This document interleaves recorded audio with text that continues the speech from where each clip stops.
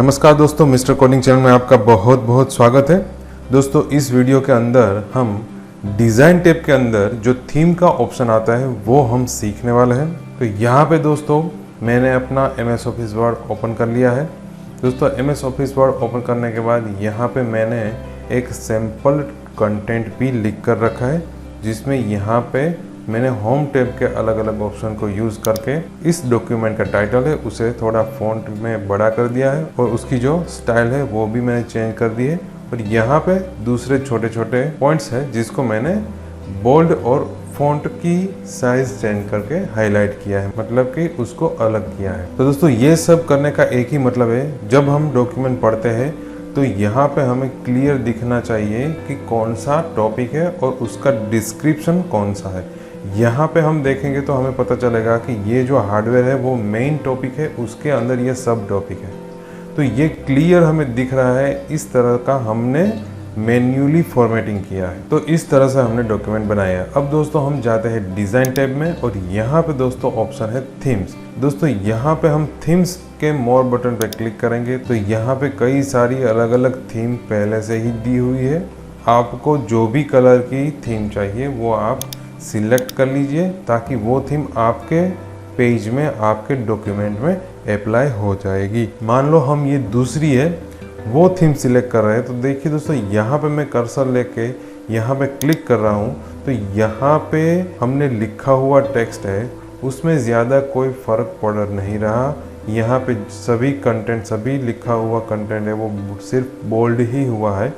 यहाँ पे green colour का कुछ भी नहीं आ रहा है। ये जो हमारी थीम है वो ग्रीन कलर बेस है, वो कुछ भी नहीं आ रहा है। तो हम दोस्तों दूसरी और एक थीम चेक कर लेते हैं, ट्राई करते हैं। तो यहाँ पे दोस्तों ये स्लाइस है उसको हम सिलेक्ट करेंगे तो देखिए दोस्तों यहाँ पे जो फॉन्ट है उसकी सिर्फ स्टाइल ही बदल रही है। हमने जो ब्लू कलर का यहाँ पे, स्काई ब्लू कलर का यहाँ पे जो थीम अप्लाई की है उसका यहाँ पे कोई भी इफेक्ट नहीं आ रहा है, मतलब कि कलर का इफेक्ट नहीं आ रहा है। उसी तरह से दोस्तों यहाँ पे आप देखोगे तो लिखा है कलर, यहाँ पे हम क्लिक करेंगे, यहाँ पे दूसरा कोई कलर सिलेक्ट कर लेते हैं। यहाँ पे जो ये रेड कलर है वो हम सिलेक्ट कर रहेंगे तो देखिए दोस्तों यहाँ पे कोई भी फर्क नहीं पड़ रहा है, कोई भी इफेक्ट नहीं आ रही।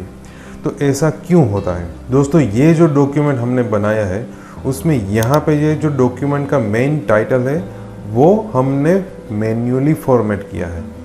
ये जो हेडिंग है, ये जो पहले लिखा हुआ है इंट्रोडक्शन टू कंप्यूटर, उसको हमने फॉर्मेटिंग करके, मतलब कि उसकी फ़ॉन्ट की साइज़ बढ़ा ली, उसको थोड़ा बोल्ड कर दिया और ये जो अलाइनमेंट है उसको हमने सेंटर कर लिया। कहाँ से ये सब ऑप्शन हमने अप्लाई किए? होम टैब में से। यहाँ से फ़ॉन्ट की साइज़, बोल्ड और अलाइनमेंट सेंटर, ये सब करके हमने इसको मेन टॉपिक, मतलब कि ये डॉक्यूमेंट का मेन टाइटल बनाया है। तो ये हमने मैन्युअली फॉर्मेटिंग किया है।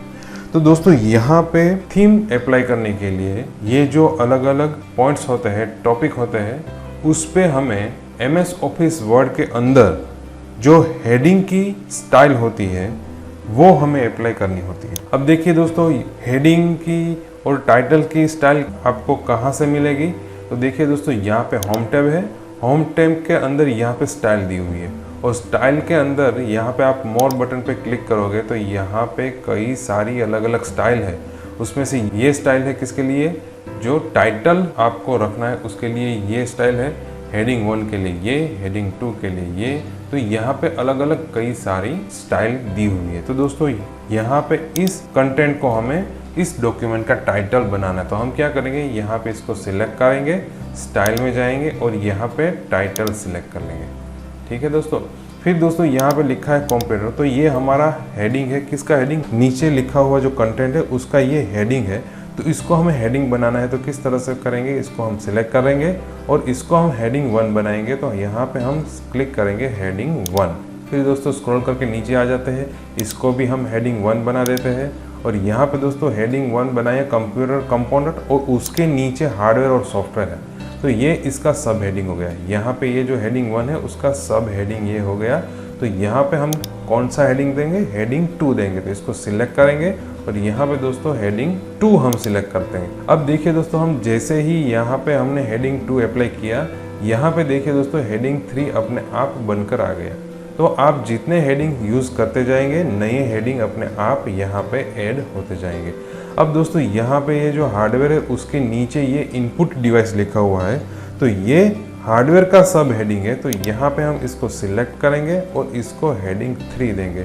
देखिए दोस्तों, हम यहाँ पे क्लिक करेंगे तो हेडिंग 4 अपने आप बनकर बाजू में आ जाएगा। तो यहाँ पे हमने क्लिक किया तो ये हो गया हेडिंग 3 और हेडिंग 4 अपने आप बनकर आ गया। फिर दोस्तों स्क्रॉल करके नीचे आ जाते हैं और ये जो सेंट्रल प्रोसेसिंग यूनिट है वो भी हार्डवेयर का ही पार्ट है। तो यहाँ पे इसको हम सिलेक्ट करके हेडिंग 3 दे देते हैं। तो इस तरह से दोस्तों हमने क्या किया, MS ऑफिस वर्ड के अंदर इनबिल्ट टाइटल और हेडिंग के जो सेटिंग्स है, हेडिंग के जो फॉन्ट है, हेडिंग की जो स्टाइल है, वो हमने यहाँ पे अप्लाई कर दी। अब दोस्तों हम फिर से डिज़ाइन टैब में चले जाते हैं, थीम पर क्लिक करते हैं और अब हम थीम चेंज करने की ट्राई करते हैं। यहाँ पे दोस्तों हम ये जो ग्रीन कलर वाली है उसको हम सिलेक्ट करेंगे। तो अब देखिए दोस्तों, यहाँ पे जितने भी हमने हेडिंग दिए थे वो सभी के कलर ग्रीन हो गए।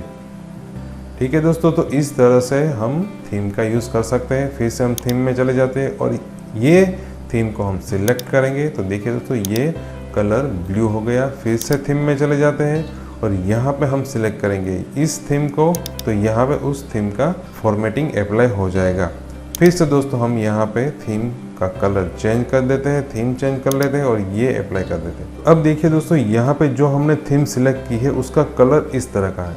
अब आपको कलर चेंज करना है तो क्या करना है, यहाँ पे आप क्लिक करेंगे और यहाँ से आपको जो भी कलर चाहिए वो आप सिलेक्ट कर सकते हो। मान लो आपको रेड चाहिए तो यहाँ पे इस पे क्लिक कीजिए, तो ये जो थीम है उसकी फॉन्ट की स्टाइल वैसे ही रहेगी, सिर्फ जो हेडिंग, सब हेडिंग, टाइटल, उसके जो कलर है वो चेंज हो जाएंगे थीम के हिसाब से। तो इस तरह से दोस्तों आप यहाँ पे जो लिखा हुआ कंटेंट है उसको होम के अंदर दिए हुए स्टाइल में से टाइटल का फॉर्मेट अप्लाई कीजिए, जहाँ पे हेडिंग है वहाँ पे हेडिंग का फॉर्मेट अप्लाई कीजिए, मतलब कि हेडिंग की स्टाइल अप्लाई कीजिए, और जहाँ पे हेडिंग 2 आता है वहाँ पे हेडिंग 2, जहाँ पे हेडिंग 3 आता है वहाँ पे आप हेडिंग 3 की स्टाइल अप्लाई कीजिए।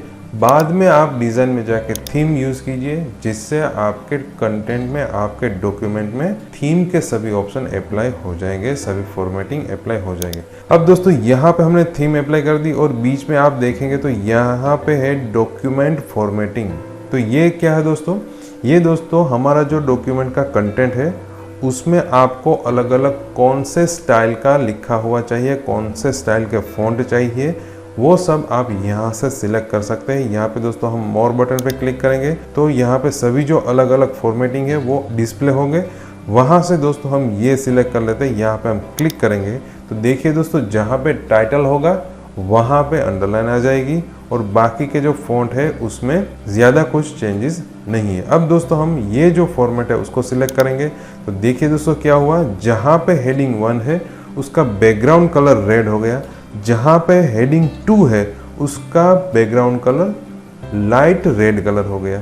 तो इस तरह से दोस्तों कई सारी अलग अलग फॉर्मेटिंग है वो आप अप्लाई कर सकते हो। मगर ध्यान रखिए दोस्तों, थीम का ऑप्शन अप्लाई करने के लिए आपको आपके डॉक्यूमेंट के अंदर यहाँ पे जो हेडिंग 2, हेडिंग 1, हेडिंग 3, टाइटल, ये सभी जो ऑप्शन दिए हैं उसका आपको यूज़ करना है, तभी आप थीम ऑप्शन का यूज़ कर सकते हो। अब दोस्तों फिर से डिज़ाइन टैब में चले जाते हैं। यहाँ पे दोस्तों ऑप्शन है फॉन्ट्स का। अब दोस्तों यहाँ पे जो ये फॉन्ट है वो हमने ये फॉर्मेटिंग स्टाइल को सिलेक्ट करके अप्लाई किए हैं, और अगर आपको इस फॉन्ट को चेंज करना है तो फॉन्ट में चले जाइए, यहाँ पे स्क्रॉल कीजिए। मान लो आपको यहाँ पे फॉन्ट चाहिए एरियल ब्लैक, तो यहाँ पे एरियल ब्लैक जैसे ही आप सिलेक्ट करोगे तो ये एरियल ब्लैक आपके डॉक्यूमेंट में हेडिंग के हिसाब से, टाइटल के हिसाब से और यहाँ पे जो पैराग्राफ होगा उसके हिसाब से वो सेट हो जाएगा। ठीक है दोस्तों, तो इस तरह से दोस्तों आप डिज़ाइन के अंदर ये जो थीम का ऑप्शन है वो आप बहुत ही बेहतरीन तरीके से यूज़ कर सकते हो। अब दोस्तों यहाँ पे एक और मैं आपको थीम का यूज़ दिखा देता हूँ। दोस्तों हम इंसर्ट टैब में चले जाते हैं और यहाँ पे हम शेप में जाते हैं। यहाँ पे हम ये जो स्टार वाला शेप है वो सिलेक्ट करके यहाँ पे हम ड्रॉ कर लेते हैं। तो दोस्तों देखिए यहाँ पे हमने जो ड्रॉ किया है शेप, उसका जो फिल कलर है, मतलब कि यहाँ पे जो अंदर कलर आ रहा है वो आ रहा है रेड। तो अब दोस्तों हम फिर से डिज़ाइन में जाएंगे, थीम में जाएंगे और यहाँ पे इस स्टाइल को अप्लाई करेंगे। तो देखिए दोस्तों हमारे फॉन्ट का जो हेडिंग का कलर है वो तो चेंज हो गया, साथ में ये जो शेप है उसका फिल कलर मतलब के अंदर का कलर भी चेंज हो गया। ऐसा क्यों हुआ दोस्तों? क्योंकि हमने यहाँ से थीम चेंज कर ली है इसलिए। तो ये जो सभी थीम है उसमें क्या आएगा, उसमें पहले से ही फॉर्मेट किया हुआ है। क्या फॉर्मेट किया हुआ है कि कौन से कलर आएंगे, कौन से हेडिंग हो गए, कौन से हेडिंग के कौन से कलर रहेंगे। जब हम कोई ऑब्जेक्ट यानी कि ये जो शेप है वो हम इंसर्ट करते हैं तो उसका कलर क्या होगा, ये पहले से ही इसमें सेट किया हुआ होता है, जो हमारे कंटेंट में अप्लाई हो जाता है, हमारे डॉक्यूमेंट में अप्लाई हो जाता है। तो इस तरह से दोस्तों आप डिज़ाइन टैब के अंदर थीम का यूज़ कर सकते हो। दोस्तों नेक्स्ट ऑप्शन है पैराग्राफ स्पेसिंग। यहाँ पे दोस्तों पैराग्राफ स्पेसिंग मतलब आपका कंटेंट है उसमें जो पैराग्राफ है उसमें 2 पैराग्राफ के बीच में आपको कितनी स्पेस चाहिए वो आप यहाँ से सेट कर सकते हो। तो इस तरह से दोस्तों आप यहाँ पे पैराग्राफ के बीच में स्पेस कम या ज़्यादा भी कर सकते हो।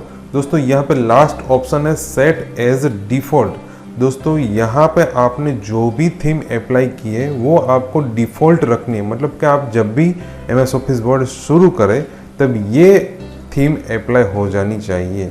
तो आप यहाँ पे सेट एज डिफ़ॉल्ट का ऑप्शन यूज़ कर सकते हो।